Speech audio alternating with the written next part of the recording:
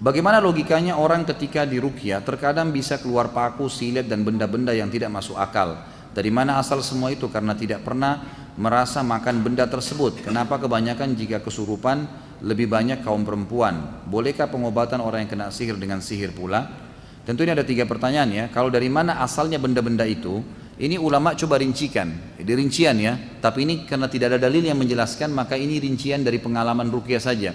Kebanyakan orang-orang yang keluar benda-benda tajam dari tubuhnya itu memang benda itu dimasukkan dengan cara sihir dengan 2 cara, di makanan yang dia konsumsi atau memang ada jin yang memasukkan ke dalam tubuhnya. Karena jin ini bisa masuk interaksi ke dalam tubuh manusia ya. Asal memang benteng orang itu terbuka, dia tidak sholat, tidak tutup aurat, tidak ada zikir pagi sore, memang nggak ada, maka itu mudah. Rata-rata orang yang ibadahnya bagus itu sihir jenis ini tidak bisa masuk umumnya. Kebanyakan orang-orang seperti ini memang lemah, tameng-tameng di tubuhnya itu tidak ada ibadah gitu kan. Tapi kalau orang ada ibadahnya insya Allah tertanggulangi. Jadi ini memang ada dimasukkan, bisa dengan makanan yang dia konsumsi tapi disembunyikan oleh para ya dukun-dukun ini dengan cara sihir, karena itu tidak ditampak atau memang jin-jinnya yang memasukkan ke dalam tubuhnya. Maka ruqyah membongkar itu sama dengan susuk kan? Susuk yang dimasukkan dengan cara dimantra-mantrain akhirnya masuk ke dalam tubuhnya. Itu kalau dibacain ayat bisa keluar memang susuknya. Buhul yang ditanam gitu kan. Saya punya pengalaman meruqyah air kemudian disiramkan di tempat yang ada buhul, itu subhanallah beberapa hari kemudian keluar buhul itu. Ada buhul yang keluar di halaman rumah itu gitu kan. Jadi memang dengan hikmah Allah Subhanahu wa taala. Kenapa kebanyakan yang kesurupan kaum perempuan? Sebenarnya tidak juga, laki-laki juga ada gitu kan.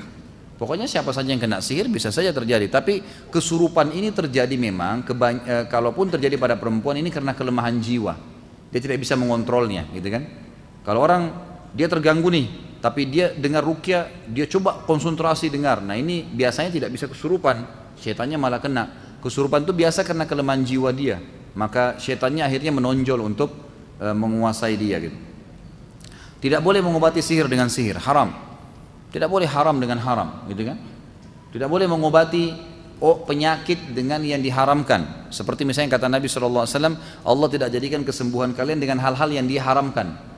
Kalau ada dokter bilang, Anda sembuh tapi syaratnya minum khamr ini, nggak boleh. Nggak ada ceritanya khamr bisa menyembuhkan misal. Atau menggunakan lemak babi ini, atau obat ini nggak boleh. Jelas dilarang dalam agama. Kata Nabi SAW, Allah tidak jadikan kesembuhan kalian pada hal-hal yang diharamkan. Jadi tidak mungkin itu terjadi.